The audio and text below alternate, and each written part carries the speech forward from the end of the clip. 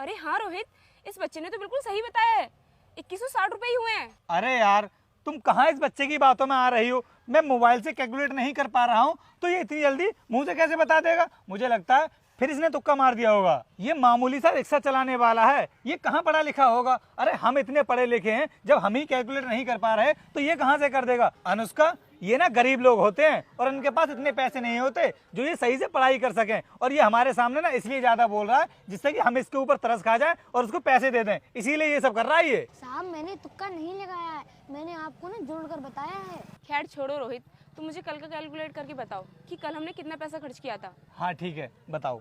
लिखो 890, 535, 260, 380 और 475। साहब 2540 हुआ। फिर बीच में बोल गया तू, जब मैंने तुझसे एक बार मना कर दिया कि हमारे बीच में मत बोल, और उसके बाद भी हमारे बीच में बोले जा रहा है।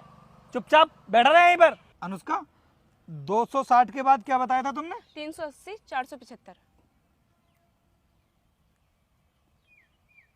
यार 2540 ही हुआ। मुझे लगता है इसने फिर से तुक्का लगा दिया। रोहित, कोई इंसान एक बार तुक्का लगा सकता है, बार बार नहीं लगा सकता, और ये छोटू तो हर बार करेक्ट बता रहा है। छोटू, तू मुझे ये बता, तू पढ़ा लिखा है? मैम साहब, मैंने पढ़ाई तो की थी, लेकिन मजबूरी की वजह से मेरी पढ़ाई छूट गई। देखा अनुष्का, तुमने ये बताने लगा अपनी मजबूरी। मैंने तुमसे कहा था ना कि ये गरीब लोग होते ही ऐसे हैं। और हाँ छोटू, अगर तू इतना ही इंटेलिजेंट है तो मैं तुझे बताता हूँ, कैलकुलेट करके बताना मेरे लिए। लगा 990, 875, 660, 580, 375, 590। अरे रोहित, तुम इतनी जल्दी जल्दी क्यों बोल रहे हो? और तुम इतनी जल्दी जल्दी बोलोगे तो वो कैसे कैलकुलेट कर लेगा? वो बच्चा है। साहब 4070। देखो रोहित, इतना ही हुआ है। अरे हाँ यार, लेकिन ये कैसे हो सकता है? ये तो छोटू बहुत छोटा है, इसकी उम्र ही क्या है?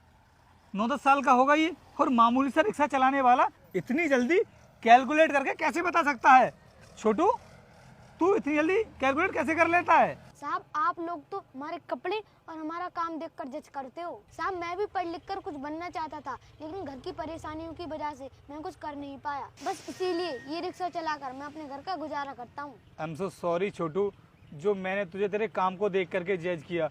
मुझे तेरे साथ में ऐसा नहीं करना चाहिए था, और मुझे नहीं पता था कि तू पढ़ने में इतना होशियार है, जो इतनी जल्दी कैलकुलेशन कर लेता है।